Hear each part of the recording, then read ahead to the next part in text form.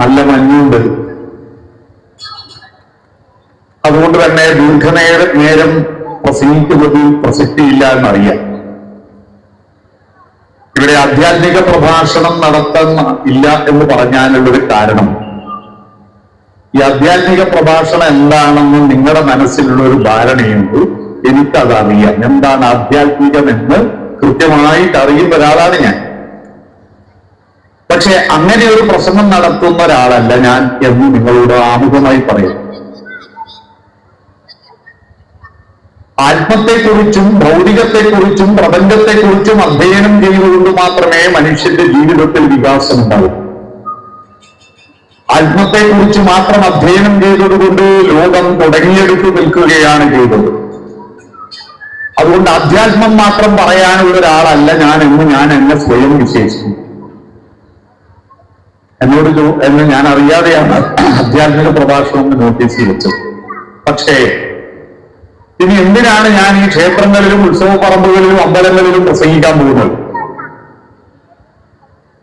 നമ്മുടെ കേരളത്തിൽ 2468 5 star ക്ഷേത്രങ്ങളുണ്ട്.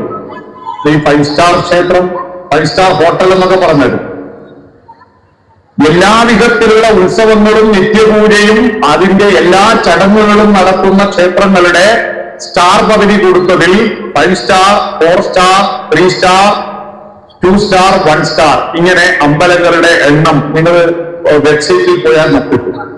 2468 5 star അമ്പലങ്ങൾ. അവിടങ്ങളിലെല്ലാം നടക്കുന്ന ഉത്സവങ്ങളെല്ലാം വളരെ ഗംഭീരമാണ്. പണ്ടത്തെ മാതിരിയല്ല. പണ്ട് അന്തിത്തിരി കത്തിക്കാൻ കഴിവില്ലാത്ത ക്ഷേത്രങ്ങൾ ഉണ്ടായിരുന്നു.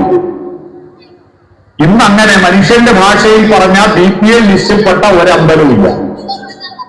ഈ 2468 പുറമെ ആയിരക്കണക്കിന് ക്ഷേത്രങ്ങൾ സർക്കാരിന്റെ ലിസ്റ്റിൽ ഒന്നും പെടാതെ കൊച്ചു കൊച്ചു കാവുകളായിട്ടും കൊച്ചു കൊച്ചു ആരാധനാ കേന്ദ്രങ്ങളായിട്ടുമുണ്ട്.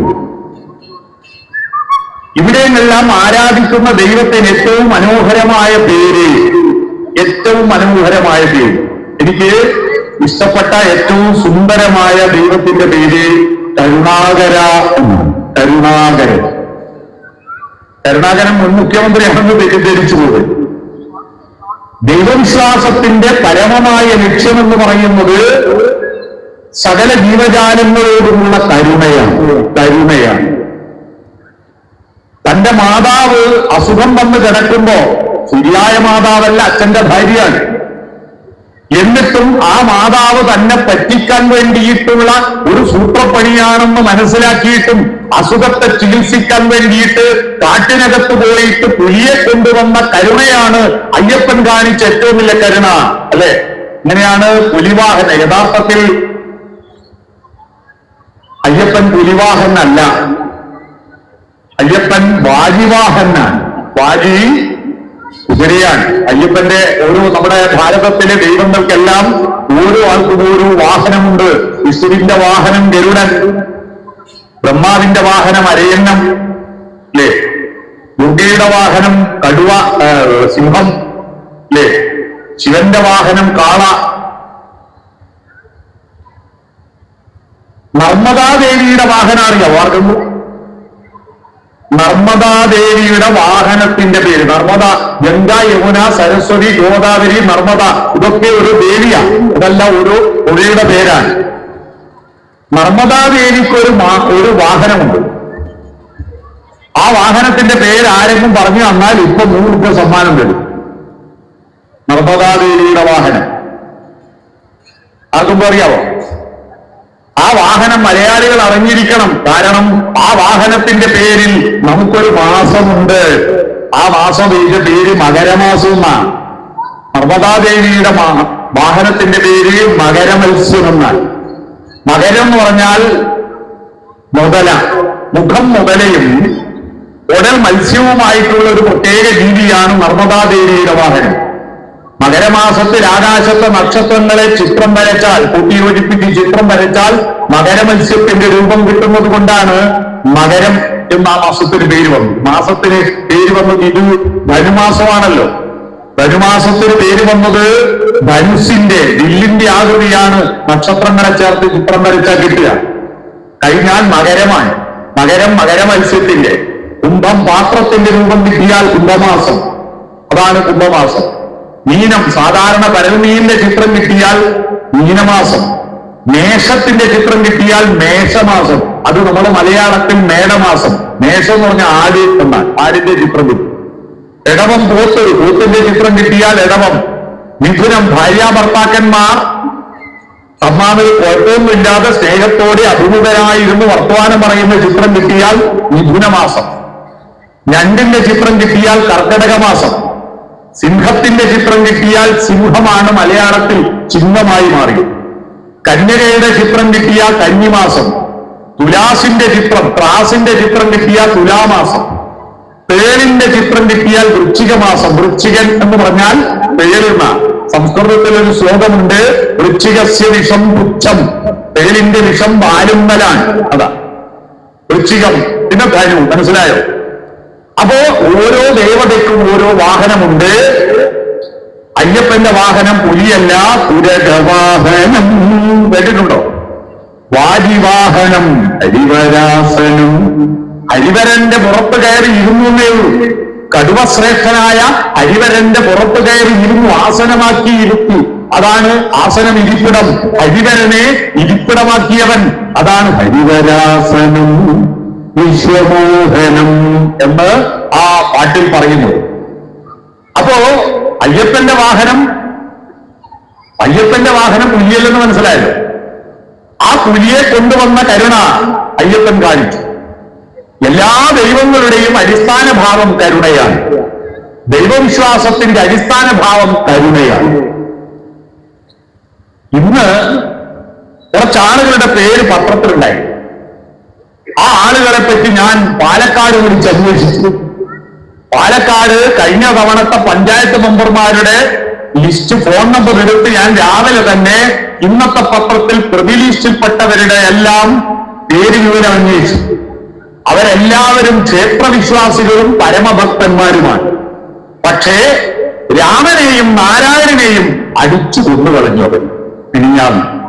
രാമനാരായണൻ എന്ന് പറയുന്ന ഒരു മനുഷ്യൻ, ആ മനുഷ്യന്റെ 2 ആൺകുട്ടികൾ അമ്മയോടൊത്തിട്ട് ഇന്ന് കേരളത്തിൽ വന്നപ്പോ അമ്മ ഇങ്ങനെ കരയുന്നത് കണ്ടിട്ട്, തന്റെ അച്ഛന്റെ ശവം ഇങ്ങനെ കിടക്കുന്നത് കണ്ടിട്ട് ആ കുട്ടികൾ ഇങ്ങനെ അമ്മയെ നോക്കി അത്ഭുതപ്പെടുമ്പോ ആ കുട്ടികളോടൊരു കരുണ കാണിച്ചോ നരാധവന്മാരെ, നിങ്ങൾ എന്തിനാ ഭക്തന്മാരായത് എന്ന് എനിക്ക് തോന്നിപ്പോയി.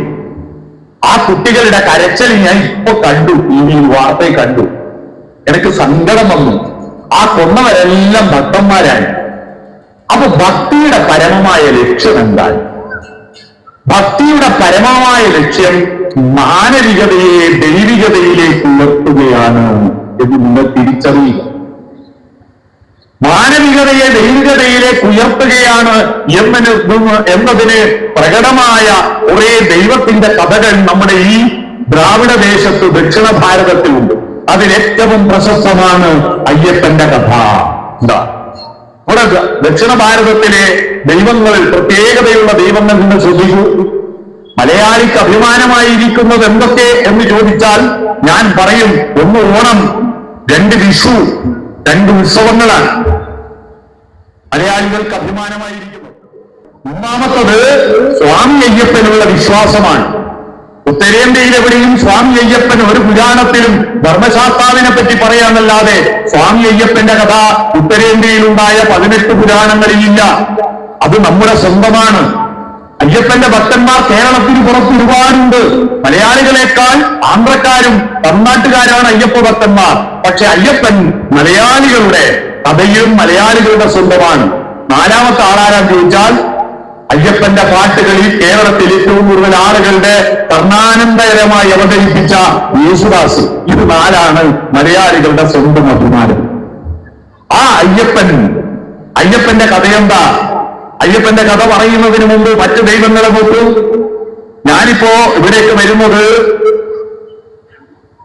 ലോകനാർക്കാവിന്റെ അരികിലുള്ള ഒരു വലിയ റെസിഡൻസ് അസോസിയേഷന്റെ യോഗം ഉദ്ഘാടനം ചെയ്തിട്ടാണ്, സമന്വയമായി. ആ ലോകനാർക്കാവിന്റെ പരിസരത്തുള്ള ഒരു മനുഷ്യനെ എന്റെ നാട്ടിലെ മാനന്തേരി പട്ടിലേരി മടപ്പുരയില് ദൈവമായിട്ട് തെയ്യമായിട്ട് കെട്ടിയായിരിക്കുന്നുണ്ട്. അറിയുമോ? അത് മറ്റാരുമല്ല, കച്ചോടി ഉദയനൻ. ഉദയനം തെയ്യമുണ്ട് എന്റെ നാട്ടിൽ. മനുഷ്യൻ ദൈവമായി മാറിയതാണ്. കരിവന്നൂർ വീരൻ കാസർകോട്ടെ പ്രശസ്തമായ തെയ്യമാണ്. നിങ്ങള് കരിയാട്ടം എന്ന സിനിമയില് കൈതപ്പുറം ദാമോദരൻ നമ്പൂതിരി എഴുതിയൊരു പാട്ടില്ലേ, കരിവന്നൂർ വീരനെ നോമ്പു നോക്കിയിരുന്നു മാമൻ ചെമ്മരത്തി. ആ പാട്ട് കരിവന്നൂർ വീരൻ പ്രഗത്ഭനായിരിക്കുന്ന ആയുധാഭ്യാസിയും അന്യായത്തിനെതിരെ പടപൊരുതിയാളുമാണ്.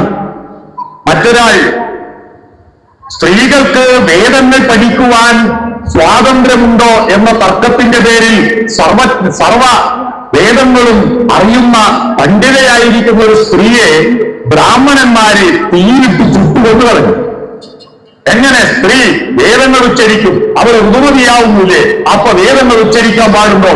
അതിന്റെ പ്രതിഷേധമായി ഉയർന്നു വന്ന ഒരു തെയ്യമുണ്ട് മലനാട്ടിൽ. അതാണ് മുച്ചിലോട്ട് ഭഗവതി. നാത്തൂൻപോരിന്റെ പേരിൽ കിണറ്റിലിട്ട് കൊല ചെയ്യപ്പെട്ട ഒരു പെണ്ണുണ്ട്. ആ പെണ്ണാണ് കടവങ്കൊട്ട് മാക്കം. അല്ലേ? ഇനിയും എത്രയെത്ര ദൈവങ്ങൾ മനുഷ്യർ ദൈവമായി ഉയർത്തപ്പെട്ടത്. ഞങ്ങളുടെ നാട്ടിൽ എന്റെ പഞ്ചായത്തിൽ നിന്നും ഒരു 5 പഞ്ചായത്തിനപ്പുറത്ത് പോയാൽ ശ്രീകണ്ഠാപുരത്തിനപ്പുറത്ത് എരിവേശി എന്ന് പറയുന്നൊരു പഞ്ചായത്തും. അവിടെ എരിവേശി പുഴയുടെ തീരത്ത് നാടുവാഴുന്നത് അയ്യങ്കര നാടുവാഴിയാണ്. അയ്യങ്കര നാടുവാഴിയുടെ ഭാര്യ പാർവതിക്കുട്ടിയമ്മ. നാട്ടുകാര് പാർവതി എന്നൊന്നും ഉച്ചരിക്കാൻ പറ്റാത്തത് കൊണ്ട് പാടിക്കുട്ടിയമ്മ എന്ന് വിളിക്കും. ആ പാടിക്കുട്ടിയമ്മയ്ക്ക് മക്കളില്ല. ആ മക്കളില്ലാത്ത ദുഃഖം അനുഭവിച്ചിങ്ങനെ നിൽക്കുമ്പോഴാണ് എരിവേശിപ്പുഴയിൽ നീരാട്ടിന് പോയ പാടിക്കുട്ടിയമ്മ കുളിച്ചുകൊണ്ടിരിക്കുമ്പോൾ ഒരു അനാഥബാലൻ ഒഴുകി വന്നോ. ആ ഒഴുകി വന്ന അനാഥബാലകൻ ഒരു കല്ലിൽ തട്ടി നിന്നോ. ആ കല്ലിപ്പോഴും അറിയപ്പെടുന്നത് തിരുനെറ്റിക്കല്ലെന്നാണ്. ആ അനാഥബാലകനെ ഈ പാടിക്കുട്ടിയമ്മ എടുത്തിട്ട് മാറോട് ചേർത്ത് വളർത്തി. ആ കുട്ടിയാണ് മുത്തപ്പൻ. മനസ്സിലായോ? പാടിക്കുട്ടിയമ്മയുടെ മുത്തപ്പൻ. ആ മുത്തപ്പന്റെ പാടിക്കുട്ടിയമ്മയുടെ ഉമ്മത്തൂർപ്പാടി മലയിൽ ഇപ്പോൾ മുത്തപ്പന്റെ ഉത്സവം നടന്നുകൊണ്ടിരിക്കുകയാണ്. ഇനിയും വേണോ? പാലക്കാടിനും കോയമ്പത്തൂരിനും ഇടയിൽ ഒരു മലയുണ്ട്. ആ മലയുടെ പേര് മരുതുമലയെന്നാണ്. ആ മരുതുമലയിൽ ഒരു പയ്യനുണ്ടായിരുന്നു. ആ പയ്യൻ അതികുസൃതിയും അതിസമർത്ഥനുമായ ഒരു പയ്യൻ. അവന്റെ പേരാണ് മുരുകൻ. ആ മുരുകനാണ് പഴഞ്ഞാണ്ടവനായി ഉയർത്തപ്പെട്ടത്. ഉത്തരേന്ത്യയിലെ ശിവന്റെയും പാർവതിയുടെയും മകനായിരിക്കുന്ന സുബ്രഹ്മണ്യസ്വാമി നമുക്ക് പഴഞ്ഞാണ്ടവനാണ്. ഇത് മുരുകനാണ്. കീരവാണിയുടെ പാട്ട് കേട്ടിട്ടില്ലേ? മരുതുമലയിൽ വാണവനേ മുരുകയ്യ. കേട്ടിട്ടില്ലേ? മരുതുമലയിൽ വാണവൻ. ഇനിയാണ് പമ്പയാറിൻ പൊൻകുളിനത്തിൽ കൈമതി പോലൊരു പൈതൽ പന്തളമന്നൻ എടുത്തു വളർത്തി പർവ്വതമുകളിലിരുത്തി. അതാണ് അയ്യപ്പൻ. അല്ലേ? അയ്യപ്പൻ ആരാ? അച്ഛൻ കോവിലാണ്ടവനെ. അടുത്ത വരിയെന്താ? കുളത്തൂർ പുഴയിലെ ബാലകനീ അച്ഛൻ കോവിലാണ്ടവനീ ആര്യൻ കാവിലയ്യനീ അനാഥ ബാലകനീ സ്വാമി. അല്ലേ? ആ അനാഥ ബാലകനാണ് കേരളത്തിലെ സകലമാന മനുഷ്യരുടെയും ശരണമായി മാറിയിരിക്കുന്ന. എന്നാൽ ഈ ശരണം എന്ന വാക്കിന്റെ അർത്ഥം ശരണം വിളിക്കുന്ന സ്വാമിമാരറിയണം. വാക്കുകളുടെ അർത്ഥം, മന്ത്രങ്ങളുടെ അർത്ഥം, പ്രാർത്ഥനകളുടെ അർത്ഥം അറിയാത്തതിന്റെ പേരുള്ള അനർത്ഥമാണ് നമ്മുടെ നാട്ടിൽ നടന്നുകൊണ്ടിരിക്കുന്നത്. പാടുന്ന പാട്ടിന്റെ അർത്ഥം അറിയണം. വിവാഹം നടത്തുമ്പോൾ ഋതിക്കുകൾ സ്വാമിമാര് ചൊല്ലുന്ന മനോഹരമായ ഒരു മന്ത്രമുണ്ട്. മംഗല്യം തന്തുനാനേന. തന്തു എന്ന് പറഞ്ഞാൽ ഹൃദയം കോർക്കുന്ന താലിയാണ്. വിവാഹം ഭർത്താവിന്റെ ഹൃദയം കോർത്ത് ഭാര്യയുടെ ഹൃദയത്തോട് ചേർത്ത് വെക്കുന്ന പ്രക്രിയയാണ് വിവാഹം എന്ന് പറയുന്നത്. മംഗല്യം തന്തുനാനേന, താലിയിലൂടെയുള്ള വിവാഹമാണ്. എന്നാൽ ആ മന്ത്രത്തെയാണ് ബാംഗ്ലൂർ ഡേയ്സ് എന്ന സിനിമയുടെ പേരിൽ നീരെ വെച്ച് കുട്ടികൾ തുള്ളിയതെന്താ? തുടക്കം മാംഗല്യം പന്തുനാനേന, ഇല്ല ജീവിതം കുന്തനാനേന. ഈ പാട്ടിന്റെ അനർത്ഥം അറിയുമോ നിങ്ങൾ? ഈ താലി കെട്ടിയിട്ട് വിവാഹം നടത്തിയാൽ ജീവിതം തൊലഞ്ഞു പോകും എന്ന് വിശ്വസിച്ചിട്ട് ആ പാട്ട് കേട്ട് തുള്ളിയ ഈ പെൺകുട്ടികൾ ഇപ്പൊ പറയാ ഞങ്ങൾക്ക് കല്യാണം വേണ്ട, അല്ലേ തന്നെ ആൺകുട്ടിക്ക് പോലും വിളിച്ചിട്ടില്ല. ഇത് ഇവര് വേണ്ടാന്നും കൂടി വെച്ചാ പിന്നെ നിങ്ങളുടെ കുഴപ്പത്തിലേക്ക് പോരോ? മനുഷ്യന്റെ ജീവിതത്തിന്റെ ദൗത്യം എന്തെന്ന് നിങ്ങൾ പഠിക്കണം. ശിവപാർവതി കഥ പഠിക്കണം, കുമാരസംഭവം പഠിക്കണം. ഈ കവിതകളൊക്കെ ഉണ്ടാക്കിയത് സാഹിത്യകാരന്മാർക്ക് ഗവേഷണം നടത്താനും സഹൃദയന്മാർക്ക് ആസ്വദിച്ച് രസിക്കാൻ വേണ്ടിയല്ല. അത് മനുഷ്യ കഥാനുകാരികളാണ്, മനുഷ്യന്റെ ജീവിതത്തിൽ പകർത്താനുള്ളതാണ്. ശിവനും പാർവതിയും ഒരു മനുഷ്യന് അർദ്ധനാരീശ്വര സങ്കല്പം നിങ്ങൾ കേട്ടിട്ടുണ്ടോ? ഒരാണിന്റെ ഉള്ളിൽ ഒരു പെണ്ണുണ്ട്, ഒരു പെണ്ണിന്റെ ഉള്ളിൽ ഒരാണുമുണ്ട്. ആണിന്റെ ഉള്ളിൽ പെണ്ണുള്ളത് കൊണ്ടാണ് ആ ആണിന്റെ ബീജം തന്റെ ഭാര്യയുടെ ഗർഭപാത്രത്തിൽ വീണാൽ ആണ് മാത്രമല്ലല്ലോ ജനിക്കുന്നത്, പെണ്ണും ജനിക്കുന്നുണ്ട്. പെണ്ണിന്റെ ഉള്ളിൽ ആണുള്ളത് കൊണ്ടാണല്ലോ ആ പെണ്ണിന്റെ ഗർഭപാത്രത്തിൽ നിന്നുള്ള ഒരണ്ടം ഭ്രൂണമായി അത് ആ പെൺകുട്ടിയെ മാത്രമല്ലല്ലോ പ്രസവിക്കുന്നത്, ആൺകുട്ടിയെയും പ്രസവിക്കുന്നുണ്ട്. കുഞ്ഞുണ്ണി മാഷ് ഒരു കവിതയുണ്ടല്ലോ, ആണിന്റെ അമ്മ പെണ്ണേ, പെണ്ണിന്റെ അമ്മയും പെണ്ണേ, ഇതെന്തു നീതി ഇതെന്തു ന്യായം, ആണിനെ പറ്റതും പെണ്ണിനെ പറ്റതും പെണ്ണ, പെണ്ണിന്റെ ഉള്ളിൽ ആണത്വമുണ്ട്, ആണിന്റെ ഉള്ളിൽ പെണ്ണത്വമുണ്ട്. ഇത് പരസ്പര പൂരിതമാകാനാണ് വിവാഹം. പെൺകുട്ടികൾ ധരിക്കണ്ട. അവര് പലരും പറയാ എന്തിനാ ഏതെങ്കിലും ഒരുത്തന്റെ വീട്ടിൽ പോയിട്ട് ഓന്റെ അച്ഛന്റെ അമ്മേന്റെ കൂട്ടവും മൂത്രം എടുക്കാൻ എന്നെ കൊണ്ടാവില്ല എന്ന് പറഞ്ഞിട്ട് വാട്സപ്പ് ഗ്രൂപ്പുകളിൽ പെൺകുട്ടികളുടെ വിവാഹം നടക്കുന്ന നൂതനമാരായിട്ട് പല പെൺകുട്ടികൾ മാറുന്നുണ്ട്. നിങ്ങളുടെ നാട്ടിൽ അന്വേഷിച്ചാൽ മതി. കല്യാണം ഉറപ്പിച്ച് നിശ്ചയം കഴിഞ്ഞിട്ട് ചില പെൺകുട്ടികൾ എനിക്ക് വേണ്ടാന്ന് പറയുന്നതിന്റെ കാരണം എന്താണെന്നല്ലോ, ഓരോ ചങ്ങായിമാർക്ക് അയക്കും, ഇതാണ് എന്റെ ബുദ്ധി. അപ്പൊ ഓരോ തന്നെ അയക്കും, അയ്യോ വയസ്സൻ വേണ്ടാന്ന് പറയും. കല്യാണം മുടക്കുന്ന ആൺകുട്ടികളല്ല ഇപ്പൊ പലത്തും, എല്ലാ പെൺകുട്ടികളും അല്ലേ, പലയിടത്തും പെൺകുട്ടികളാ. അത് കേട്ടിട്ട് ജീവിതം പോനാട്ടിയായി പോയിട്ട് പിന്നെ ശരീരത്തിന്റെ കാമം പ്രകടിപ്പിക്കാൻ എന്താ മാർഗം? അതാണ് ആ മാർഗമാണ് ആ പാട്ടിന്റെ അർത്ഥം. അറിയാവോ എന്താ മാർഗം? വിവാഹം വേണ്ട, പന്തല് വേണ്ട, മാല വേണ്ട, താലി വേണ്ട, ഒന്നും വേണ്ട, ലിവിങ് ടുഗദർ. ശരിയെങ്കിൽ ഒരു ഫ്ലാറ്റ് എടുക്കുക, റൂം എടുക്കുക, അതിൽ ഒത്തുചേരുക, കാമം പ്രകടിപ്പിക്കുക, കുറെ കാലം കഴിഞ്ഞാൽ മടുത്താ രണ്ടും വൈകി പോവുക. അതിലുണ്ടാകുന്ന കുട്ടികൾ ഓന്റെ അച്ഛൻ നോക്കൂ. ആലോചിച്ച് നോക്കൂ, അനാഥ കുട്ടികൾ വളരില്ല നാട്ടിൽ. ഇത് പറയാൻ കാരണം ഒരു മന്ത്രത്തെ ദുർവ്യാഖ്യാനം ചെയ്തതിന്റെ ദുരന്തമാ ഇപ്പൊ പെൺകുട്ടികൾ കല്യാണം വേണ്ടെന്ന് പറഞ്ഞ് നടക്കുന്നത്. അറിയണം. മറ്റൊരു ദുരന്തമാ ഈ കഴിഞ്ഞ കൊല്ലം 25 സ്കൂളില് തട്ടിക്കുത്ത് നടന്നത്. അറിയോ? +2 പഠിക്കുന്ന കുട്ടികളും SLC കുട്ടികളും ബീരെ വെച്ച് തുള്ളി പേന കത്തി കൊണ്ട് വിദ്യാരംഭം കുറിച്ചവനെ നിന്നെ പടച്ചവന് 10ൽ 10 മാർക്ക് അല്ലേ? കത്തിയെടുത്ത് കുത്തുന്നവനെ പടച്ച ദൈവത്തിന് 10 മാർക്ക്. അല്ല, നന്മ ചെയ്യുന്ന കരുണ കാണിക്കുന്ന മനുഷ്യനെ പടച്ച ദൈവത്തിന് 0 മാർക്ക് എന്ന് പറഞ്ഞിട്ട് ദൈവവിശ്വാസം കൊണ്ട് എന്താണോ ലക്ഷ്യം വെക്കുന്നത് അതിന്റെ നേർ വിപരീതം കുട്ടികളെ കൊണ്ട് പാടി തുള്ളിക്കുന്ന ആ ഉത്സവ കമ്മിറ്റിക്കാരും രക്ഷിതാക്കളുമാണ് ആദ്യം സൂര്യന്റെ അടി കൊള്ളേണ്ടത്. അതുകൊണ്ട് മന്ത്രത്തിന്റെ അർത്ഥം അറിയണം. എന്താണ് അർത്ഥം? രാമമന്ത്രത്തിന്റെ അർത്ഥം എന്തെന്നറിയുമോ? എന്തിനാ രാമ രാമ എന്ന് ജപിക്കുന്നതെന്നറിയുമോ? രാമന് വേണ്ടിയിട്ടാണോ? നിങ്ങൾ പ്രാർത്ഥിച്ചത് കൊണ്ട് ദൈവത്തിനൊരു നേട്ടവുമില്ല, നിങ്ങൾ പ്രാർത്ഥിക്കാത്തത് കൊണ്ട് ദൈവത്തിനൊരു കോട്ടവുമില്ല. ഇനി ആർക്കാ നേട്ടം? രാക്ഷബ്ദോച്ചാരണ മാത്രേണ മുഖാൻ നിര്യന്തിപാതക പുനഃപ്രവേശ ഭീര്യാജ മകാരച്ച കവാടമേൽ എന്നാണ് രാമമന്ത്രം. എന്നുച്ചരിക്കും വേളയിൽ ഉള്ളിലുള്ള പാപങ്ങൾ പുറത്തു പോകണം. പുറത്തുപോയ പാപങ്ങൾ തിരിച്ചകത്ത് പ്രവേശിക്കാതിരിക്കാൻ എന്ന് വയറുട്ടണം. ഇതാ രാമ രാമ എന്ന മന്ത്രത്തിന്റെ അർത്ഥം. ഉള്ളു വെളിച്ചം നിറക്കണം. മനുഷ്യ ജീവിതത്തിന്റെ പരമമായ ലക്ഷ്യം ആന്തരിക വെളിച്ചം സമ്പാദിക്കുക എന്നാണ്. അവിടെയാണ് അയ്യപ്പൻ വിളക്ക്. എന്തിനാ അയ്യപ്പൻ വിളക്ക്? വിളങ്ങുന്നതെന്തോ വിളക്ക്. എവിടെയാണ് വിളങ്ങേണ്ടത്? പുറത്തു വിളങ്ങാറുണ്ട്. മനുഷ്യർ ഈ ഭൂമിയിൽ ഉണ്ടാകുന്നതിന് മുമ്പും സൂര്യൻ കത്തി നിന്നിരുന്നു, ചന്ദ്രന്റെ നിലാവ് പരന്നിരുന്നു, നക്ഷത്രങ്ങളുടെ മിന്നലുകൾ ഭൂമിയിലെത്തിയിരുന്നു. അവയെ കാണാൻ ദിനോസറുകൾക്ക് ഉണ്ടായിരുന്നു. ആനകളും കടുവകളും പുലികളും മൃഗങ്ങളും ഒക്കെ ഉണ്ടായിരുന്നു. അന്ന് മനുഷ്യരുണ്ടായിരുന്നില്ല. അവരെല്ലാം പുറത്തെ വെളിച്ചം കണ്ടിരുന്നു. പക്ഷെ അവർക്കൊന്നും അകത്ത വെളിച്ചം ഉണ്ടായിരുന്നില്ല. കാരണം അവർക്കൊന്നും അവരുടെ സ്വന്തം പേര് പോലും ഉണ്ടായിരുന്നില്ല. ഭൂമിക്ക് ഭൂമിയെന്നും ആകാശത്തിന് ആകാശമെന്നും ദൈവത്തിന് ദൈവമെന്നും എല്ലാം പേരിട്ടത് അകത്ത വെളിച്ചമുള്ള മനുഷ്യൻ വന്നതിനു ശേഷമാണ്. അവിടെയാണ് വിളങ്ങേണ്ടത്. എന്മനം പൊന്നമ്പലം അതിന്റെ ശ്രീരൂപം. അല്ലേ? എന്റെ ഹൃദയമാണ് അമ്പലം. ആ മനസ്സ് വലുതാവുമ്പോൾ ദൈവം വലുതാവും. ദൈവത്തെ വലുതാക്കാൻ എന്താ മാർഗം? നമ്മുടെ മനസ്സ് വലുതാക്കുക.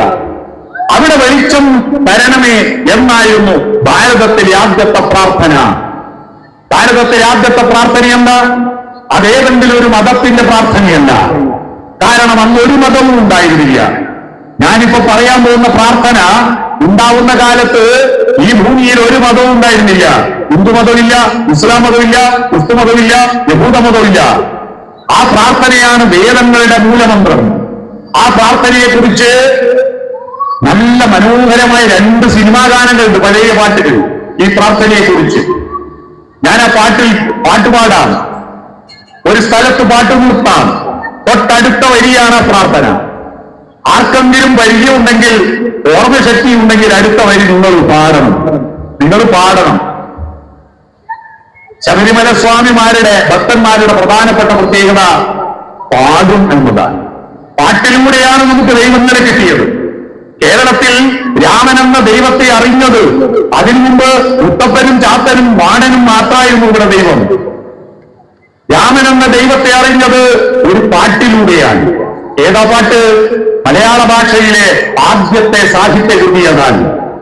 മലയാള ഭാഷയിലെ ആദ്യത്തെ സാഹിത്യകൃതി ഏതാണെന്ന് അറിയുന്ന മലയാളികൾ ആരെങ്കിലും ഉണ്ടോ ഇവിടെ? മലയാളം പഠിച്ചവരുണ്ടോ? എല്ലാ ഇതര സംസ്ഥാന തൊഴിലാളികളെ കൊണ്ടിരുത്തിയതാണോ? മലയാളികളല്ലേ നമ്മൾ. ആദ്യത്തെ മലയാളത്തെ ഭാഷയിലെ സാഹിത്യകൃതി അറിയണ്ടേ? ആർക്കും അറിയാവോ? ശ്രീരാമകവിയുടെ ഇരാമചരിതം പാട്ട്. ഇരാമചരിതം എന്ന് പറയാൻ കാരണം അന്ന് സംസ്കൃത അക്ഷരമാലയില്ല, തമിഴ് അക്ഷരമാലയാ. യാരാലാവ എന്നത് നീ കൂട്ടിയിട്ടേ പറയൂ. ലങ്കത്ത് ഇലങ്ക, രാമൻ ഇരാമനെ പറയൂ. ആ രാമചരിതം പാട്ടാണ് മലയാള ഭാഷയിൽ ആദ്യത്തെ സാഹിത്യകൃതി. ആ പാട്ട് ഇവിടെ എഴുതിയപ്പോഴാണ് മലയാളികൾ രാമൻ എന്ന ദൈവത്തെ ആരാധിക്കാൻ തുടങ്ങിയത്. കൃഷ്ണൻ എന്ന ദൈവത്തെ എപ്പോഴാ അറിഞ്ഞെന്നറിയോ? ചെറുശ്ശേരി എഴുതിയ കൃഷ്ണപ്പാട്ട് കേട്ടിട്ടാണ്. ഭക്തിയുടെ ദാർശനിക പരിപ്രേക്ഷ്യം എപ്പോഴാ തിരിച്ചറിഞ്ഞെന്നറിയുമോ? എഴുത്തച്ഛന്റെ കിളിപ്പാട്ട് കേട്ടിട്ടാണ്. പാട്ടില്ലെങ്കിൽ എന്ത് നമ്മുടെ ഭക്തി? ശബരിമലയിൽ പ്രധാനം ഭജനമാണ്. ഭജനമഠങ്ങളാണ് പിന്നെ ക്ഷേത്രങ്ങളായി. ഭജനം ഒരുമിച്ചിരുന്ന് ഒരേ നാദത്തിൽ, ഒരേ താളത്തിൽ, ഒരേ ലക്ഷ്യത്തിൽ ഒരുമിച്ച് പാട്ടുപാടുക, അതാണ് ഭജന. നമ്മളെല്ലാം ഒന്നായി തീരുന്നു. നമ്മൾ രണ്ടെല്ലാം അദ്വൈത ബോധം ഉണ്ടാവുന്നത് ഭജന ചൊല്ലുമ്പോഴാണ്. ഞാനും നീയും വേർവിട്ടാണ്, രൂപം വേറെയാണ്, ടേസ്റ്റ് വേറെയാണ്, പല രൂപത്തിലാണ്. പക്ഷെ എങ്കിലും നമ്മൾ ഒറ്റ മനസ്സായി മാറുമ്പോ ഭജനയുടെ സമയത്ത്, ഭജനയ്ക്ക് അതാണ് ഭജന. അപ്പൊ പാട്ട് പ്രധാനമാണ്. അതുകൊണ്ട് പാട്ട് അറിയണം. ഞാൻ ആ പാട്ട് പാടാം. അടുത്ത വരി നിങ്ങൾക്ക് ഓർമ്മയുണ്ട്, പാടണം. ശാരികേ ശാരികേ സിന്ധു ഗംഗാ നദീ തീരം വളർത്തിയ ഗന്ധർവഗായികേ പാടുക നീ പുരുഷാന്തരത്തിലെ ഭാവോജ്വലങ്ങളാം. ഒരാൾ പാടി. ഈ കാക്കുനിയുടെ മണ്ണുകണ്ടി പ്രദേശത്തിന്റെ അഭിമാനം കാത്തത് ഒരു സ്ത്രീയാണ്. അവർക്കൊരു കയ്യടി കൊടുത്തു. സൂര്യഗായത്രികൾ എന്നവർ പാടി. സൂര്യഗായത്രിയാണ് ആദ്യത്തെ മന്ത്രം. എന്താ സൂര്യഗായത്രി? ആ മന്ത്രം ചൊല്ലുന്ന ഓരോരു പാട്ടുണ്ട്. വയലാറ് തന്നെ എഴുതിയേക്കും. പത്മതീർത്ഥമേ ഉണരു മാനസ പത്മതീർത്ഥമേ ഉണരു ദേഹത്തിരുതിയുമുസിൻ അർഘ്യം നൽകൂ ഗന്ധർവസ്വര ഗംഗയൊഴുകൂ ഗായത്രികൾ പാടൂ. ഓം സത്സവിതുർവരേണ്യം ഭർഗോ ദേവസ്യ ധീമഹി ധിയോ യോ ന പ്രചോദയാത്. എന്താ ഇതപ്പോ? ഓം പറഞ്ഞെന്താ? ഓം എന്ന് പറഞ്ഞാൽ മനുഷ്യൻ ഉണ്ടാകുന്നതിന് മുമ്പ് കാലബോധമില്ല. ഉണ്ടാവുക, നിലനിൽക്കുക, ഇല്ലാതാവുക, മരണം തുടങ്ങിയതിനെ പറ്റി ഒരു ചിന്തയും പക്ഷിമൃഗാദികൾക്കുണ്ടോ? പക്ഷിമൃഗാദികൾ തന്നെ ആരാ സൃഷ്ടിച്ചത് ഇതുവരെ അന്വേഷിച്ചിട്ടില്ല. അതുകൊണ്ട് അവർക്ക് ഭക്തിയില്ല. തനിക്ക് മരണമുണ്ടല്ലോ എന്ന് വിചാരിച്ചിട്ട് മരണം ഒരു നാൾ ഓർക്കുകമർത്യാമീ എന്നൊരു പട്ടിയും പശുവും പാടാറില്ല. തൽക്കാല ദുനിയാവ് കണ്ടു നീ മയങ്ങാതെ എപ്പോഴും മരണം ഉണ്ട് മറക്കാതെ എന്ന് ബേജാറാവാറില്ല. മന്നവനാട്ടെ യാചകനാട്ടെ വന്നിതു മോടുവിൽ വഞ്ചിത നടുവിൽ എന്ന് ഒരാൾ ഒരു കമുകര പുരുഷോത്തമനും പാട്ടുപാടാറില്ല. മനുഷ്യൻ മാത്രമാണ് മരണഭയം. ജനിപ്പിച്ചത് ആരാണെന്ന് അന്വേഷണം. അതിന്റെ കാരണം മനുഷ്യന് മാത്രമേ കാലബോധമുള്ളൂ. കാലത്തെ മൂന്നായി തിരിച്ചു: ഭൂതകാലം, വർത്തമാനകാലം, ഭാവികാലം. എന്താ? ഉണ്ടായി, നിലനിന്നു, ഇല്ലാതായി. ഉണ്ടായി, നിലനിന്നു, ഇല്ലാതായി.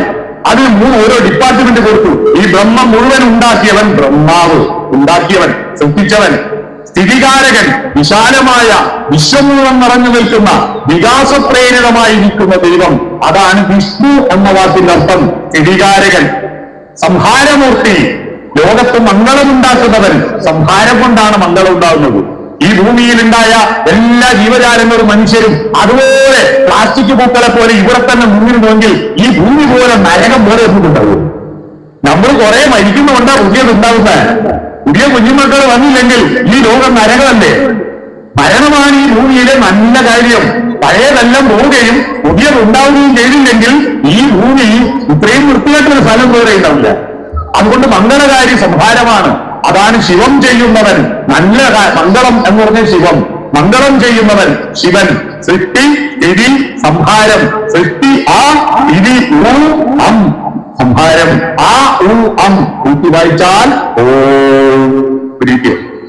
കാലബോധത്തെ അറിയുന്നവനാണ്. കാലബോധം വന്നപ്പോഴാണ് ഞാനും പ്രകൃതിയും ദൈവവും ഉണ്ടായത്. അതിനു മുമ്പ് ഈ സങ്കല്പമില്ല. കാലബോധം വന്നപ്പോ പ്രളയപയോധിയിൽ ഉറങ്ങിയുണർന്നൊരു പ്രഭാമയൂഖമേ കാലമേ, പ്രകൃതിയും ഈശ്വരനും ഞാനും നിന്റെ പ്രതിരൂപങ്ങളല്ലേ. ഇത് മൂന്നിനെയും കാണുന്നവനാ ഭക്തൻ. ദൈവത്തെ മാത്രം കണ്ട് നാട്ടിലെ മനുഷ്യരെ കാണാത്തവൻ ഭക്തനല്ല. ദൈവത്തെയും മനുഷ്യരെയും കണ്ട് ഈ പരിപാടിക്ക് ഘോഷയാത്രയായി വരുന്നവൻ വരുമ്പോ അതിന്റെ ബൈക്കുന്ന ലേസിന്റെയും ഐസിന്റെയും ഓക്കേന്റെയും ബിങ്കോന്റെയും പാക്കറ്റ് വാങ്ങി, മറ്റേ ചോളപ്പൊരിന്റെ പാക്കറ്റ് വാങ്ങി, അതും തിന്നിട്ട് ആ പാക്കറ്റ് റോഡിൽ വലിച്ചെറിഞ്ഞിരിക്കുന്നവനൊന്നും തന്നെ ഇവിടെ വന്നിട്ട് ഭസ്മം തുടരുത്. അവൻ ദൈവത്തെ, പ്രകൃതിയെ അപമാനിച്ച, പാർവതിയെ, അമ്മ ദൈവത്തെ അപമാനിച്ചവനാണ്. നമ്മുടെ ഭക്തി എന്ന പണ്ട് രാവിലെ എഴുന്നേറ്റാൽ നിലത്ത് അമ്മയെ ചവിട്ടുന്നതിന് മുമ്പ് സമുദ്രവസനേ ദേവി പർവതസ്തന മണ്ഡിതേ വിഷ്ണുഭക്തി നമസ്തുഭ്യം പാദസ്പർശം ക്ഷമസ്വമേ, എന്റെ കാഴ്ച വിട്ട് പൊറുക്കണേ എന്ന് പറഞ്ഞ് ക്ഷമ ചോദിച്ചു മാത്രം നിലത്ത് കാലുകുത്തുന്ന നാടായിരുന്നു നമ്മുടെ നാട്. ആ നാട്ടിലാണ് വെള്ളം കുടിച്ച പ്ലാസ്റ്റിക് കുപ്പിയും ഓക്കിയും ലേസും ഐസും എല്ലാ പാക്കറ്റും റോഡും മേൽ വലിച്ചെറിഞ്ഞിട്ട് ഇവിടെ വന്നിട്ട് ഭക്തനാന്ന് പറഞ്ഞ് നടക്കുക. ദൈവത്തെയും പ്രകൃതിയെയും മനുഷ്യരെയും സ്നേഹിക്കുന്നവർ മാത്രമാണ് ഭക്തൻ. മനസ്സിലായോ? ദൈവവും പ്രകൃതിയും മനുഷ്യരും മൂന്നും ചേരണം. ഞാനും നീയും ഒക്കെ ഒന്നാണെന്ന ബോധമുണ്ടാവണം. അതാണ് ആ കാലബോധത്തിൽ ഓം. അത് കഴിഞ്ഞത് ഭർഗോദേവസ്യ ധീമഹി. എന്താ ഭർഗസ്? ഊർജം. ഊർജത്തിന്റെ പ്രവാഹമായിരിക്കുന്നവനെ ഭർഗോദേവസ്യ ധീമഹി. ഊർജത്തിന്റെ പ്രവാഹമായിരിക്കുന്നവന്. ഊർജം എല്ലാം ഞാനിപ്പോ പ്രസംഗിക്കുന്ന ഊർജം ആ സൂര്യന്റെ ഊർജ. ആ സൂര്യൻ കഴിഞ്ഞ വർഷം, കഴിഞ്ഞ 4-5 മാസം മുമ്പ് സൂര്യൻ കക്കട്ടിനപ്പുറത്തുള്ള കൈവേലിയിലെ വലിയ പാടമുണ്ട്. ആ പാടത്തിൽ സൂര്യൻ ഉദിച്ചപ്പോ അവിടുത്തെ ആളുകൾ നട്ട മരച്ചീനിയുടെ ഓലകളുണ്ടല്ലോ, മരച്ചീനിയുടെ ഓലകൾ പണ്ട് നമ്മൾ സ്കൂളിൽ പഠിക്കുമ്പോ ചെറിയ കാലത്ത് അത് പൊട്ടിച്ചിട്ട് മാലയാക്കിയിട്ട് കഴുത്തിലിട്ട് നടന്നിരുന്ന മരച്ചീനിയുടെ ഇലകൾ ഓർമ്മയില്ലേ? ആ ഇലകൾ ആ സൂര്യപ്രകാശത്തെ ഏറ്റുവാങ്ങി പ്രകാശ സംശ്ലേഷണം നടത്തി ഫോട്ടോസിന്തസിസ് നടത്തി കാർബോഹൈഡ്രേറ്റ് ഉണ്ടാക്കി അന്നജമുണ്ടാക്കി ഈ കപ്പയുടെ ഇലകൾക്ക് കപ്പയുടെ വേരിനുള്ളിൽ അന്നജമാക്കി കൊണ്ടുപോയി നിക്ഷേപിച്ച് ആ ട്രേകൾ കടിച്ച് അന്നജം നിറച്ച ആ കപ്പ പൊരിച്ചെടുത്തിട്ട് പായഞ്ചേരി മാർക്കറ്റിൽ വാങ്ങിക്കൊണ്ടുവന്ന് അവിടുന്ന് ഇവിടെ അമ്പല കമ്മിറ്റിക്കാർ വാങ്ങിക്കൊണ്ടുവന്ന് ഇവിടുന്ന് കഴുകിയിട്ട് പുഴുങ്ങിയിട്ട് അതിന്റെ വെള്ളം അരിച്ചിട്ട് ബാക്കിയുള്ള സ്റ്റാർച്ച് ഉള്ള ഒരു കുറുക്ക് എനിക്ക് വന്ന ഉടനെ വിളമ്പി ആ കുറുക്ക് തിന്നതിന്റെ ഊർജമാ എന്റെ കൊണ്ടേക്ക് വെക്കുന്നു. എല്ലാ ഊർജം അവിടുത്താമെന്ന് മനസ്സിലായോ? ധീമഹി. അടുത്തത് ധിയോയോന പ്രചോദയാ. ധീമുന ബുദ്ധി. ധീമുന ബുദ്ധി, അകത്തുള്ള വെളിച്ചം. ആ ബുദ്ധിയുടെ പ്രചോദനമായി വരൂ ഹേ സൂര്യ എന്ന് പറഞ്ഞാൽ പുറത്ത് വെളിച്ചം വരുന്ന സൂര്യ, ഈ അകത്ത വെളിച്ചമായി വരൂ. ഇതാണ് സൂര്യകായത്രി. അകത്ത വെളിച്ചമുള്ളവനെയാണ് ഭക്തൻ എന്ന് പറയുക. കുറച്ചും കൂടി സാധാരണക്കാർക്ക് മനസ്സിലാവാൻ ഞാൻ എളുപ്പം പറഞ്ഞുതരാം. പുറത്ത് വെളിച്ചം വരുന്ന ആളെ കൃഷ്ണൻകുട്ടി എന്ന് പറയും, അകത്ത് വെളിച്ചം വരുന്ന ആളെ ശിവൻകുട്ടി എന്ന് പറയും. മനസ്സിലായില്ല? പുറത്ത് വെളിച്ചം വരുന്ന മന്ത്രിയുടെ പേര് കൃഷ്ണൻകുട്ടി, ഇലക്ട്രിസിറ്റി മന്ത്രിയല്ല കൃഷ്ണൻകുട്ടി. അകത്ത് വെളിച്ചം തരുന്ന മന്ത്രി ശിവൻകുട്ടി, വിദ്യാഭ്യാസ മന്ത്രി. കിട്ടിയോ ഈ രണ്ട് വെളിച്ചവും തമ്മിലുള്ള വ്യത്യാസം? ആ അകത്ത വെളിച്ചമായി വരൂ എന്നാണ്. ഈ അകത്ത വെളിച്ചം ഉണ്ടായപ്പോഴാണ് ഈ പ്രപഞ്ചത്തെ പറ്റി ചിന്തയുണ്ടായത്, സൃഷ്ടിയെ പറ്റിയും സംഹാരത്തെ പറ്റിയും ചിന്തയുണ്ടായത്, നന്മയെക്കുറിച്ചും തിന്മയെക്കുറിച്ചും ചിന്തയുണ്ടായത്. നന്മയുടെ പ്രതീകമായിട്ട് ദേവഗണവും തിന്മയുടെ പ്രതീകമായിട്ട് അസുരഗണവും ഉണ്ടായിരുന്നു. അതെല്ലാം നമ്മൾ തന്നെയാണ്. ശരീരത്തിന്റെ ചോദനകൾ കൊണ്ട് മുന്നോട്ട് കുതിക്കുന്ന പോത്തുകളെ മഹിഷാസുരൻ എന്ന് പറയും, മഹിഷി എന്ന് പറയും. മനസ്സിലായോ? മഹിഷിയും മഹിഷാസുരനും. മഹിഷ എന്താ? പോത്ത്. പോത്ത് വെറും പോത്താന്ന് പറയാൻ കേട്ടില്ലേ? പോത്താന്ന് പറഞ്ഞാൽ പോത്തിന്റെ അച്ഛനും അമ്മയും അച്ഛനും പോത്തായത് കൊണ്ടല്ല, ശരീരം മാത്രമാണ്, ഉള്ളിൽ വെളിച്ചമില്ലെന്നാണ്. ആ മഹിഷി നിങ്ങളുടെ ഉള്ളിലുണ്ട്, ശരീരത്തിന്റെ ചോദനകൾ. ആ മഹിഷിയെ മർദ്ദിക്കാനാണ് അയ്യപ്പൻ വന്നത്. മഹിഷി മർദ്ദൻ. ഏതാ മഹിഷി? നമ്മുടെ ശരീരത്തിൽ തന്നെയുണ്ട് മഹിഷി. മഹിഷിയും നമ്മുടെ ശരീരത്തിലുണ്ട്. ഈ മാംസപ്രചോദിതമായ ഈ ശരീരത്തിന്റെ ചോദനയെ മാംസത്തിൽ നിന്ന് മനസ്സിനെ ഉയർത്തുന്ന പ്രക്രിയയാണ് പ്രാർത്ഥന. അതാണ് മനസ്സിനെ മാംസത്തിൽ ഉയർത്തേണമേ മനയിൽ വാഴും ഭഗവാനേ. എങ്കിലും മാംസത്തിന്റെ, നമ്മളൊരു മൃഗത്തിന്റെ ലിസ്റ്റിൽപ്പെട്ടതാ. നമ്മൾ മൃഗത്തിന്റെ ലിസ്റ്റിലാണ് പ്രകൃതിയുടെ കണ്ണിൽ. നമ്മൾ അക്ഷരമുണ്ടാക്കിയവനും അമ്പലമുണ്ടാക്കിയവനുമാണെന്നൊന്നും പ്രകൃതിക്കറിയില്ല. പ്രകൃതി നമ്മുടെ ശരീരത്തെ സൃഷ്ടിച്ചത് മൃഗത്തിന്റെ അവസ്ഥയിലാണ്. ചോരക്ക് നിറം ചുവപ്പാണ്, അസ്ഥിക്ക് നിറം വെളുപ്പാണ്. മൃഗങ്ങൾക്കും മനുഷ്യനും 2 കണ്ണാണ്. മൃഗങ്ങൾക്കും മനുഷ്യർക്കും മൂക്കിന് 2 ഓട്ടയാണ്. മൃഗങ്ങൾക്കും മനുഷ്യർക്കും 2 ചെവിയാണ്. എല്ലാം ഒരുപോലെയാണ്. അപ്പോ ആ ശരീരത്തിന്റെ ചോദന കൊണ്ട് നമുക്ക് ചില അബദ്ധങ്ങൾ പറ്റും, തെറ്റുകൾ ചെയ്തു പോകും. ആ തെറ്റ് ചെയ്തു പോയാൽ ഞാൻ ഈ തെറ്റ് ചെയ്തു പോയല്ലോ എന്ന് പറഞ്ഞ് ആത്മഹത്യ ചെയ്യുകയോ, തെറ്റ് ചെയ്തു പോയല്ലോ എന്ന് പറഞ്ഞിട്ട് മരണം വരെ കരഞ്ഞിരിക്കുകയോ ചെയ്യാനല്ല മനുഷ്യ ജീവിതം. ആ കൂട്ടത്തിൽ നമുക്ക് ദൈവിക ഭാവമുള്ളത് കൊണ്ട് ചില നന്മകൾ ചെയ്യും, പുണ്യം ചെയ്യും.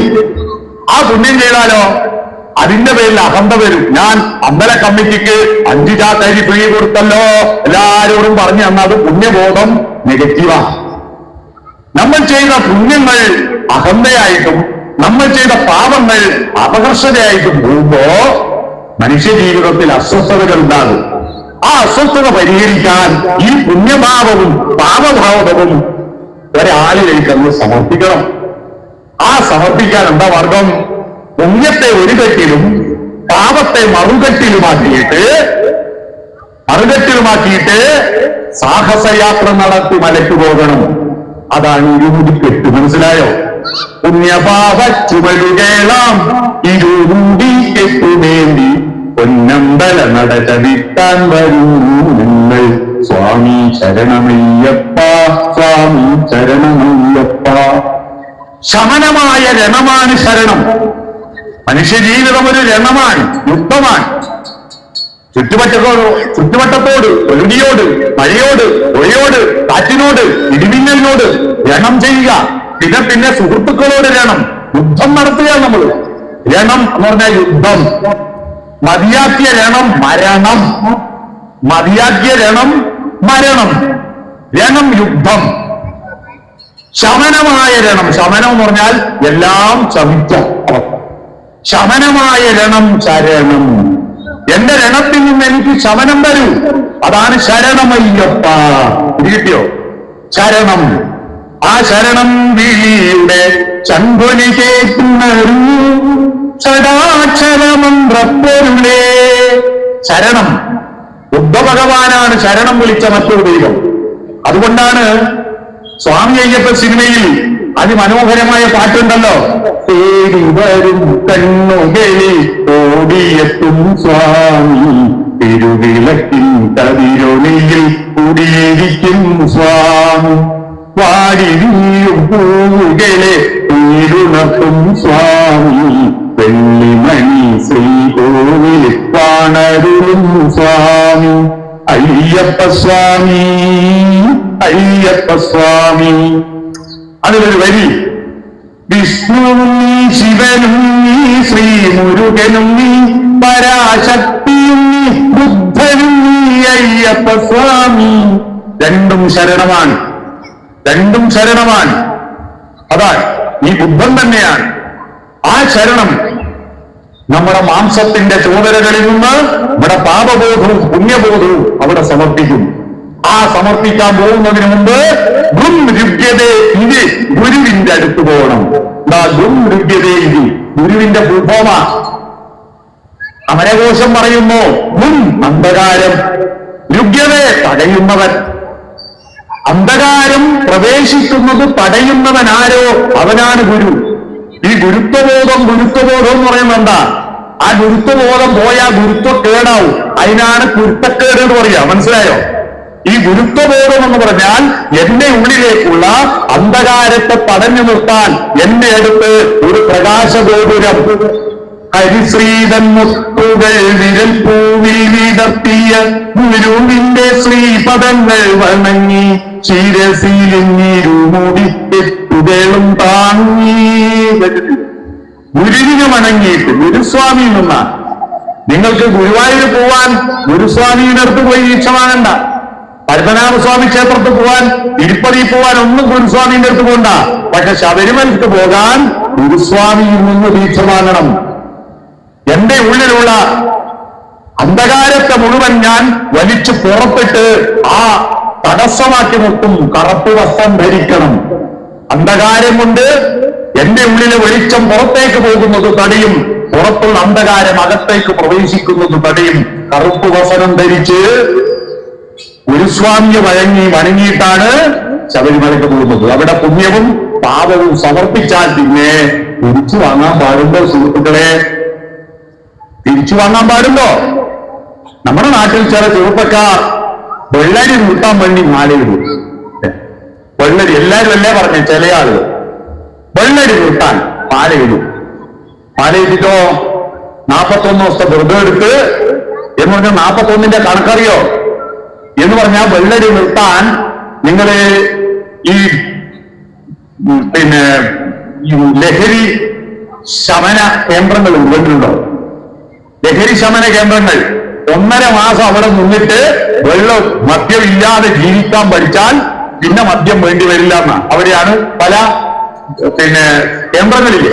അതാണ് 41 ദിവസം വെറുതെ എടുത്താൽ 41 ദിവസം ഇത്തരത്തിലുള്ള ആസക്തികളോട് വിരക്തി തോന്നിയാൽ പിന്നീട് ആസക്തി തോന്നിയിട്ടില്ല ഓടി വരാൻ കഴിയും. മനസ്സിലായോ?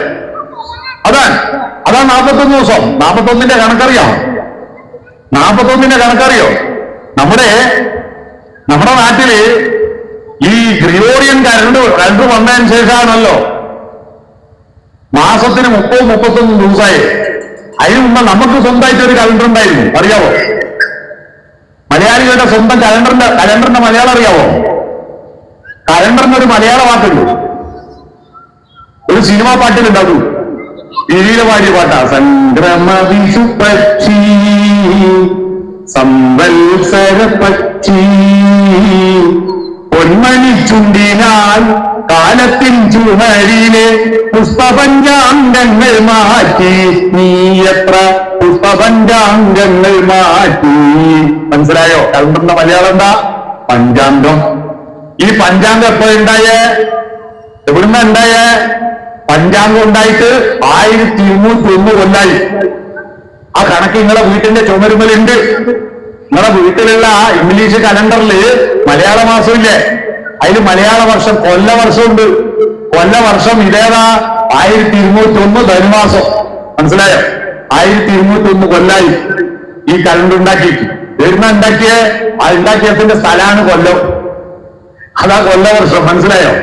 ആ കൊല്ലവർഷത്ത് കലണ്ടർ ഉണ്ടാക്കുമ്പോ മാസത്തിന്റെ അടിസ്ഥാനത്തിലായുണ്ട്. മാസം സൂര്യൻ ചന്ദ്രൻ ഭൂമിയെ ചുറ്റാൻ 27 ദിവസം എടുക്കുന്ന അന്നത്തെ കണക്ക്.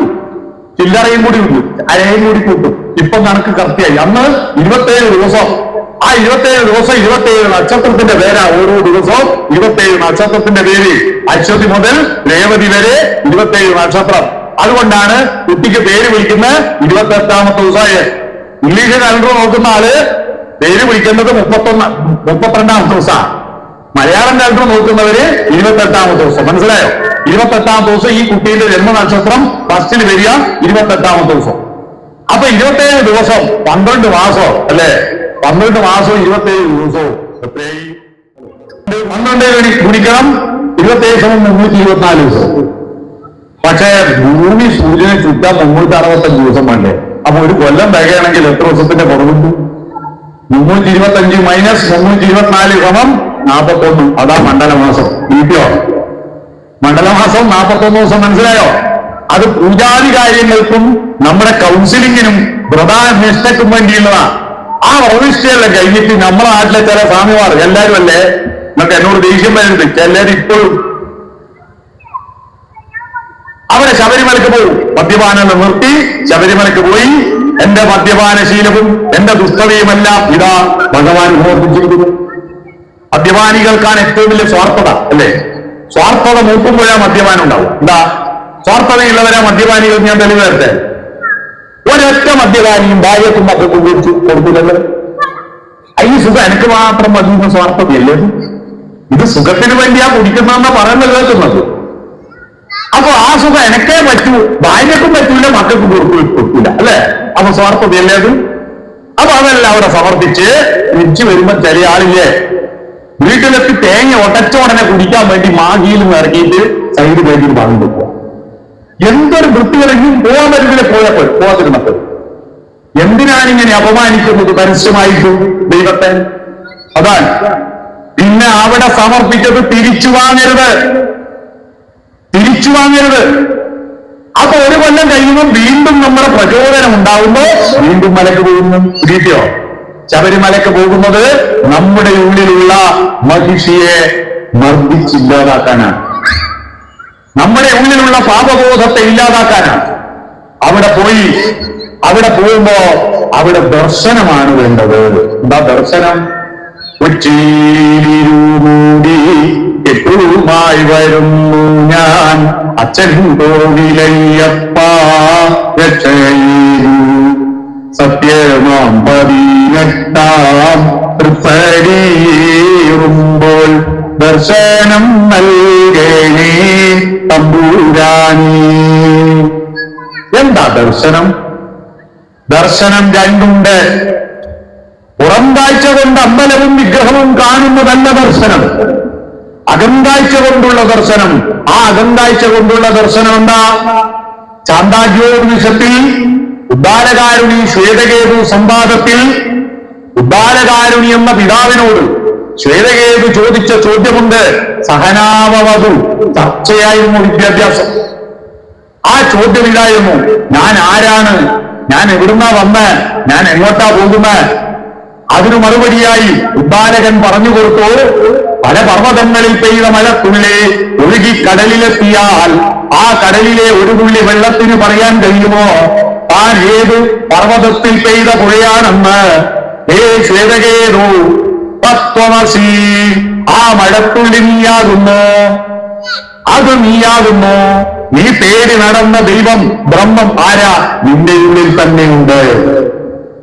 അതാണ് യോഗപട്ടാസനസ്ഥനായിരിക്കുന്ന ധർമ്മശാസ്താവിന്റെ വിഗ്രഹം കാണുന്നതിന് മുമ്പ് ഭഗവാനുമൊരുമിച്ചു പമ്പയിൽ വിരിവച്ചു ഭജന സങ്കീർത്തനങ്ങൾ പാടി സദ്യയുണ്ട് പമ്പ വിളക്കു കണ്ടു മടങ്ങി 18 പടി കയറി ഭഗവാനെ തൊഴുന്നതിന് മുമ്പ് അവരെഴുതി വെച്ചതെന്താ? ആ ദർശനം തത്വമസി. ആ ദർശനമാണ് ഫിലോസഫി, തത്വശാസ്ത്രം. എല്ലാ ദൈവവിശ്വാസവും തത്വശാസ്ത്രത്തിൽ അധിഷ്ഠിതമാണ്. ആദ്യമുണ്ടായത് രാമായണമല്ല, ആദ്യമുണ്ടായത് മഹാഭാരതമല്ല, ആദ്യമുണ്ടായത് ഭാഗവതമല്ല, ആദ്യമുണ്ടായത് ദേവി മഹാത്മ്യമല്ല. ഇതിഹാസ കൃതികളും അഷ്ടാദശ പുരാണങ്ങളും ഉണ്ടാകുന്നതിന് മുമ്പ് ഉപനിഷത്തുകൾ ഉണ്ടായിരുന്നു, വേദങ്ങളും വേദാന്തവും ഉണ്ടായിരുന്നു.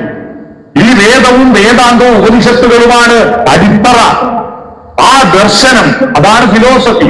ആ ദർശനത്തിന്റെ മേലെ മനുഷ്യർക്ക് ജീവിതവുമായി കണക്ട് ചെയ്തിട്ട് ഈ ദർശനങ്ങളെ ഉദാഹരണ സഹിതം തെളിയിച്ചു കൊടുക്കാൻ വേണ്ടിയിട്ടാണ് ഇതിഹാസ കൃതികൾ ഉണ്ടാക്കിയത്.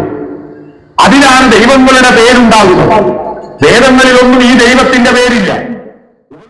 ഒരു ക്ഷേത്രം നിർമ്മിക്കാൻ യോഗം ചേരുമ്പോ അസ്ഥിവാരം കല്ലുകൊണ്ടോ ചെങ്കല്ലുകൊണ്ടോ കരിങ്കല്ലുകൊണ്ടോ ഉരുളം കല്ലുകൊണ്ടോ ഒന്ന് ചർച്ച നടക്കുക.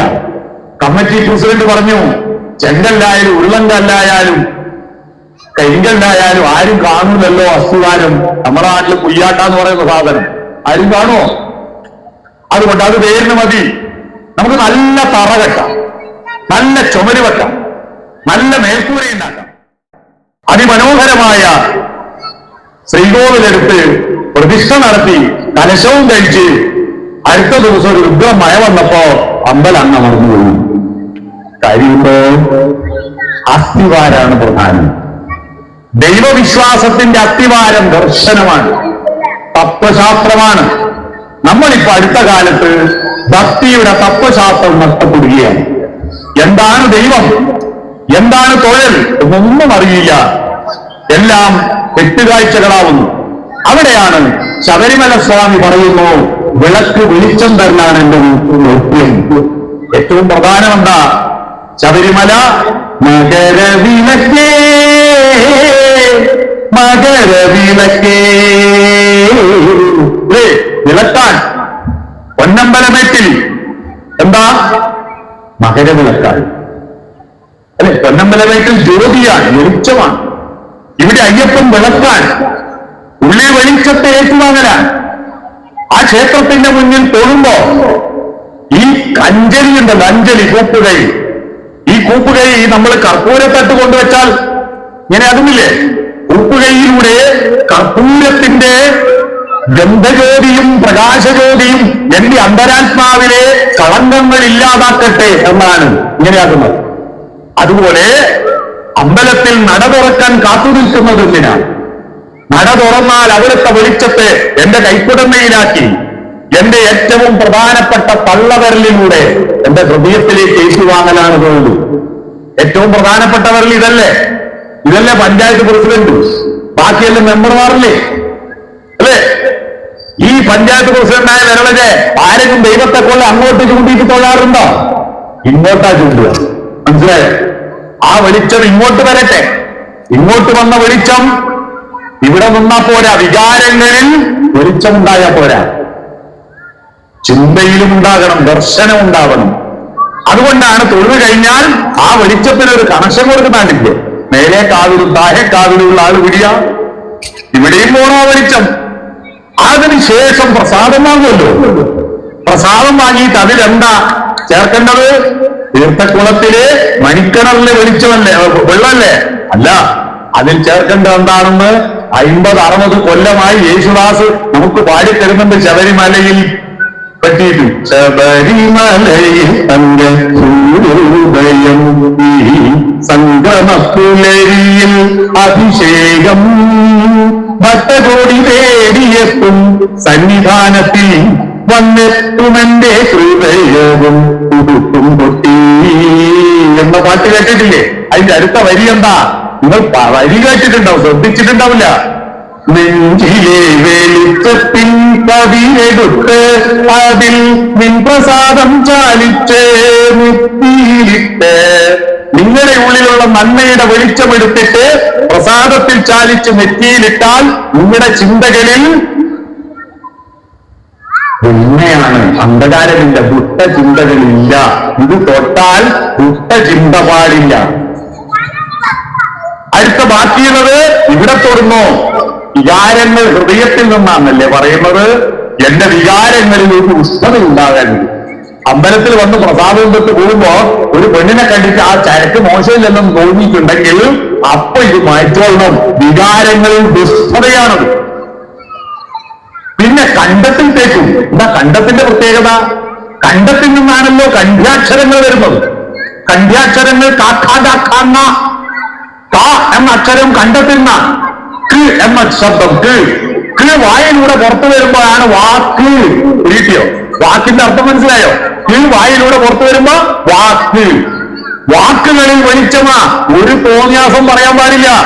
ഇത് തൊട്ടാൽ നല്ല വാക്കുകൾ ഓതുവാൻ ത്രാണിയുണ്ടാവണം, സത്യം പറയുവാൻ ശക്തിയുണ്ടാവണം, ദൈവമേ കൈതൊഴാൻ കാക്കുമാറാകണം. വാക്ക്. ബാക്കിയുള്ള 2 കൈയിലും പൂശിയിട്ട് ഇവിടെയും 2 കൈയിലും പൂശുന്ന എന്തിനാ? കൈകൊണ്ട് ചെയ്യുന്ന കർമ്മങ്ങളുണ്ടല്ലോ, ആ കർമ്മങ്ങളിൽ പരിശുദ്ധി ഉണ്ടാവണം. ആ കൈകൊണ്ട് ഒരു ദുഷ്ടത ചെയ്യരുത്. അപ്പൊ ഈ പ്രസാദം തൊട്ടാൽ എന്താ ഇതിന്റെ അർത്ഥം? മനസാ വാചാ കർമ്മണ ഞാൻ പരിശുദ്ധനാണ് എന്ന്. ആ പരിശുദ്ധിയുള്ളവനെ എന്ത് വിളിക്കും? പ്രകാശമുള്ളിലേന്തിയവൻ. പ്രകാശത്തിന് എന്താ സംസ്കൃതത്തിൽ പറയാ? ഭ. അപ്പൊ പ്രകാശമുള്ളിലേന്തിയവൻ എന്ത് പറയും? ഭക്തൻ. ഒരു കിട്ടിയോ? ആരാ ഭക്തൻ? ഉള്ളിൽ പ്രകാശം നിറച്ചവനാണ് ഭക്തൻ. ആ പ്രകാശം വളർത്താനാണ് ഈ അയ്യപ്പൻ വിളക്ക്. ഈ വിളക്ക് ഇവിടെയല്ല. ഈ ഉത്സവം കഴിഞ്ഞ് തിരിച്ചു പോകുമ്പോൾ ഓരോ ആളുടെയും ഹൃദയവും മനസ്സും വിളക്കാവണം. അത് വിളങ്ങണം. അങ്ങനെ ഈ നാട് കാക്കുനി, അരക്കുനിയും, മുക്കാക്കുനിയും, പുൽക്കുനിയാണ്. മനസ്സിലായോ? വെളിച്ചം കൊണ്ട് നിറയണം. വെളിച്ചം കൊണ്ട് നിറയണം. അങ്ങനെ വെളിച്ചം കൊണ്ട് നിറയാൻ ഈ ഗ്രാമത്തിൽ നന്മയുടെയും സ്നേഹത്തിന്റെയും കരുണയുടെയും ദയയുടെയും സർഗാത്മകതയുടെയും പ്രകാശം നിറയാൻ ഈ അയ്യപ്പൻ വിളക്ക് ഉപകരിക്കട്ടെ എന്ന് ആശംസിച്ചുകൊണ്ട് ഇങ്ങനെയൊരു അയ്യപ്പൻ വിളക്കിനോടനുബന്ധിച്ച് എന്റെ ചില ചിന്തകൾ നിങ്ങളുമായി പങ്കുവെക്കാൻ അവസരം തന്ന ക്ഷേത്ര കമ്മിറ്റി ഭാരവാഹിയോട് നന്ദി പറയുന്നു. ഇത്ര നേരം ഞാൻ കരുതിയത് ഈ തണുപ്പിന് എല്ലാവരും വീണ, പക്ഷെ ഇങ്ങനെ ഇത്രയും വലിയ ഇരിക്കാൻ കസേരയില്ലാത്ത ഒരു ഉത്സവ പറമ്പില് ഒരു സ്കൂളെ കുട്ടികൾ പോലും ഇങ്ങനെ അടങ്ങിയിരുന്ന് കേൾക്കുന്ന ഒരു സദസ്സിനെ ഞാൻ കണ്ടിട്ടില്ല. അങ്ങനെ ഇരുന്ന് വന്ന ഈ സദസ്സിന് ഒരു നല്ല നമസ്കാരം സമർപ്പിച്ചുകൊണ്ട് ഞാൻ എന്റെ ഭാഷണം ചുരുക്കുന്നു. നമസ്കാരം.